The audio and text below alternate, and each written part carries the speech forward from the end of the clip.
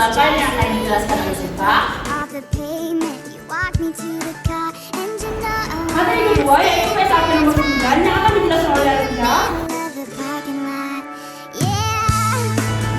Berikutnya PSAP nomor 7 akan dijelaskan oleh Siva.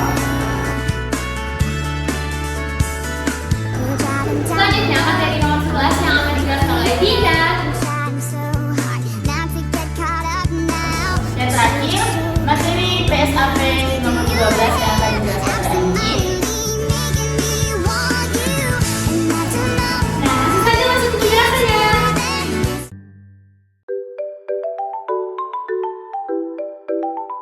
Nah, materi pertama yang akan dibahas yaitu PSAP nomor 8 tentang konstruksi dalam pengerjaan atau biasa disebut dengan KDP. Di materi ini kita akan membahas definisi, pengakuan, pengukuran, dan pengungkapan. Yang pertama yaitu definisi dari KDP. Nah, KDP ini adalah aset tetap yang sedang dalam proses pembangunan seperti gedung, jalan, atau irigasi. Aset ini akan digunakan untuk kegiatan operasional pemerintah atau pelayanan kepada masyarakat. Di dalam KDP ini terdapat beberapa istilah penting. Yang pertama yaitu swakelola. Nah, swakelola ini adalah pembangunan yang dilakukan langsung oleh pemerintah sendiri, menggunakan sumber daya sendiri termasuk tenaga kerja, bahan, dan peralatan. Nah, selanjutnya yang kedua yaitu kontrak konstruksi. Pembangunan yang dilakukan oleh pihak ketiga atau biasa disebut dengan kontraktor berdasarkan kesepakatan dengan pemerintah. Selanjutnya yaitu pengakuan KDP. Nah, KDP ini diakui jika yang pertama ada kemungkinan manfaat ekonomi di masa depan, yang kedua biayanya dapat diukur dengan andal, dan yang terakhir proyek masih dalam proses pengerjaan. Pasti KDP itu bisa dipindahkan menjadi aset tetap. KDP dapat dipindahkan menjadi aset tetap jika proyek telah selesai dan aset siap digunakan sesuai tujuannya. Selanjutnya, pengukuran KDP. Pengukuran KDP baik menggunakan swakelola ataupun pihak ketiga, keduanya diukur dengan biaya perolehan. Yang terakhir yaitu penyajian dan pengungkapan KDP. KDP disajikan di neraca sebagai bagian dari aset tetap berdasarkan biaya perolehan. Dalam catatan atas laporan keuangan diungkapkan rincian proyek, tingkat penyelesaian, sumber dana, kontrak konstruksi, retensi, biaya yang dikeluarkan, dan biaya yang masih harus dibayar. Nah, itu dia tadi materi tentang KDP. Sekarang kita lanjut ke materi berikutnya yaitu PSAP nomor 9.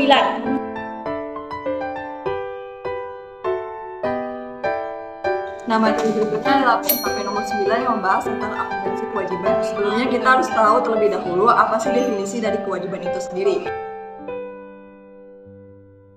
Kewajiban adalah utang pemerintah yang harus diselesaikan, biasanya berupa pengeluaran sumber daya di masa depan. Kewajiban timbul dari peristiwa di masa lalu seperti pinjaman, tunjangan pegawai, atau hubungan dengan pihak ketiga. Contohnya adalah pinjaman publik atau utang kepada penyedia barang atau jasa. Materi berikutnya adalah karakteristik kewajiban. Kewajiban melibatkan pengorbanan sumber daya ekonomi di masa depan. Kewajiban ini bersifat mengikat dan didasarkan pada peraturan atau kontrak. Dalam pemerintah, kewajiban bisa berasal dari yang pertama pinjaman publik, yang kedua ada hak-hak pegawai, dan yang ketiga ada program layanan masyarakat. Kewajiban itu dibagi menjadi dua. Yang pertama ada kewajiban jangka pendek dan kewajiban jangka panjang. Kewajiban jangka pendek adalah kewajiban yang harus diselesaikan dalam waktu kurang lebih dari 1 tahun. Sementara kewajiban jangka panjang itu harus diselesaikan lebih dari dalam 1 tahun. Materi berikutnya adalah pengakuan kewajiban. Kewajiban diakui jika ada kemungkinan besar akan terjadi pengeluaran sumber daya untuk menyelesaikannya di masa depan. Lalu yang kedua, nilainya dapat dihitung dengan andal. Kewajiban bisa berasal dari transaksi, peristiwa tidak terduga seperti bencana, atau hubungan kontrak dengan pihak lain. Berikutnya adalah pengukuran kewajiban. Kewajiban dicatat dengan nilai nominal. Jika kewajiban dalam mata uang asing, nilainya dikonversi ke rupiah menggunakan kurs tengah bank sentral pada tanggal pelaporan. Penyesuaian dilakukan untuk perubahan kurs, pembayaran, atau hal lain yang relevan. Dan materi yang terakhir itu adalah penyajian dari kewajiban. Kewajiban ditampilkan di bagian pasifan neraca terpisah antara jangka pendek dan jangka panjang. Dalam catatan atas laporan keuangan perlu diungkapkan yang pertama, saldo kewajiban jangka pendek dan jangka panjang. Lalu rincian utang berdasarkan jenis, kreditur, dan tanggal jatuh tempo. Yang kedua ada informasi bunga, biaya pinjaman, atau restrukturasi utang. Dan yang terakhir ada daftar tunggakan pinjaman. Nah, itu tadi adalah penjelasan dari materi PSHP nomor 9. Berikutnya adalah penjelasan dari materi PSHP nomor 10.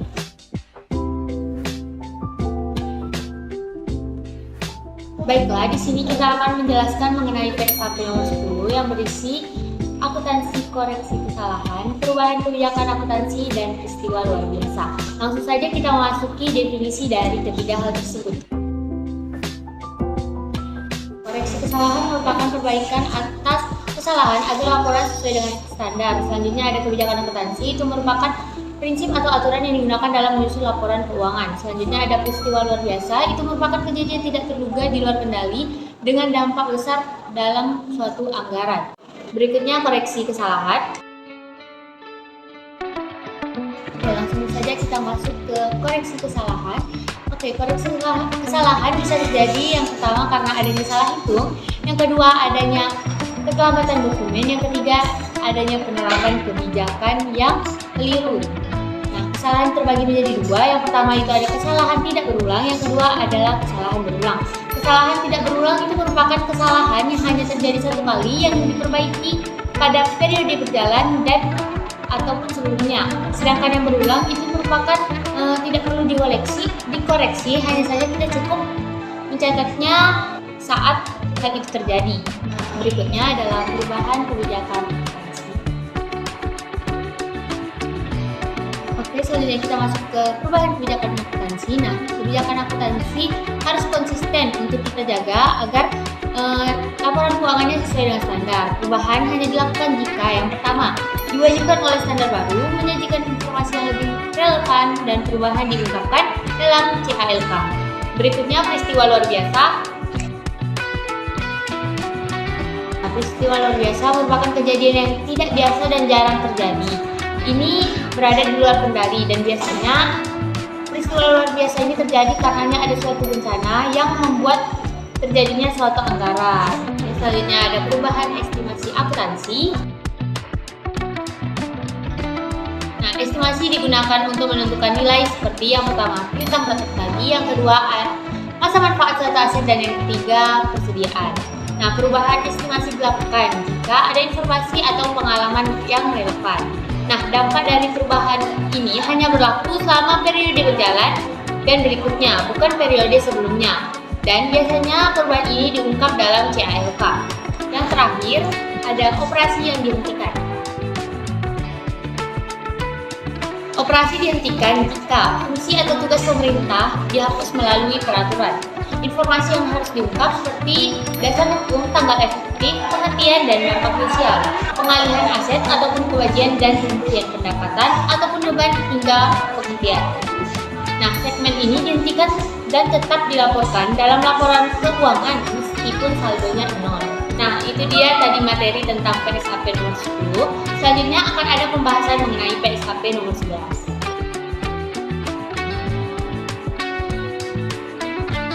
Ini saya akan menjelaskan tentang laporan keuangan konsolidasian. Laporan keuangan konsolidasian adalah laporan yang menyajikan keuangan dari entitas pelaporan seperti pemerintah pusat atau daerah bersama dengan entitas yang dikendalikan seolah-olah semuanya merupakan satu entitas tunggal. Tujuannya adalah memberikan gambaran menyeluruh tentang kondisi keuangan, kinerja, dan arus kas kelompok entitas. Penyajian laporan keuangan konsolidasian.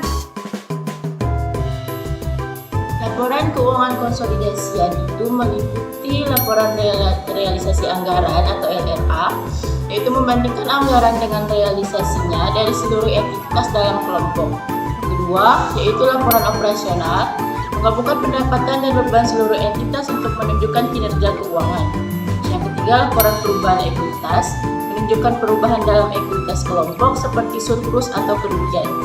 Terus ada laporan arus kas, menyajikan perubahan kas dari aktivitas operasional, investasi, dan pendanaan dalam kelompok. Terus ada catatan atas laporan keuangan, memberikan penjelasan rinci tentang kebijakan akuntansi, metode konsolidasi, dan rincian laporan. Selanjutnya saya akan membahas tentang pengungkapan dalam laporan konsolidasi. Informasi yang harus diungkapkan itu meliputi komitmen dan kontingensi. Adalah kewajiban atau risiko yang belum tercatat. Yang pertama ada risiko keuangan, yaitu risiko likuiditas, kredit atau pasar. Yang kedua ada entitas yang dikonsolidasikan, yaitu nama dan kepemilikan entitas. Yang ketiga ada metode konsolidasi, yaitu cara laporan disusun. Yang keempat ada transaksi antar entitas, yaitu untuk mencegah perhitungan ganda. Pengungkapan ini memastikan laporan keuangan transparan dan akuntabel, bantu masyarakat memahami pengelolaan dana publik dan mendukung pengambilan keputusan pemerintah. Nah, itu saja materi mengenai PSAP nomor 11 yang saya jelaskan. Selanjutnya adalah materi PSAP nomor 12. Sini saya akan menjelaskan tentang laporan operasional atau yang disingkat dengan LO. Nah, apa sih laporan operasional itu? Definisi dari laporan operasional itu adalah laporan yang memberikan gambaran tentang pendapatan, beban, serta surplus atau defisit yang terjadi dalam satu periode pelaporan. Laporan ini menggunakan basis aktual, yaitu transaksi dicatat saat hak atau kewajiban muncul, bukan saat uang diterima atau dibayarkan. Manfaat dari laporan operasional itu apa sih? Nah, yang pertama itu adalah mengetahui beban pemerintah dalam memberikan pelayanan. Yang kedua, menilai efisiensi, efektivitas, dan kehematan operasional pemerintah. Nah, yang ketiga, yang terakhir, memprediksi pendapatan untuk kegiatan masa depan. Ada pula periode pelaporan nih guys. Pada periode pelaporan LO ini dibuat minimal sekali dalam setahun. Jika laporan mencakup kurang dari 1 tahun, alasan dan keterbatasannya harus dijelaskan. Penyajian harus tepat agar informasinya bermanfaat. Nah, struktur isi laporan operasional itu apa sih? Nah, isi dari laporan operasional itu meliputi yang pertama itu pendapatan LO. Pendapatan LO itu dari pajak, transfer, atau hibah. Yang kedua ada beban, yang termasuk beban gaji pegawai, barang, dan bunga atau yang lain-lainnya. Yang ketiga ada surplus atau defisit operasional, yaitu selisih antara pendapatan dan beban. Yang keempat ada kegiatan dan operasional, yaitu transaksi tidak rutin seperti penjualan aset. Yang kelima defisit sebelum pos luar biasa, yaitu total defisit sebelum memasukkan kejadian luar biasa. Yang keenam pos luar biasa, yaitu kejadian langka yang tidak terduga seperti bencana alam dan yang lain-lain. Yang ketujuh ada surplus atau defisit LO, yaitu hasil akhir dari seluruh aktivitas dalam suatu periode. Sekian pembahasan dari kami. Terima kasih telah menyaksikan.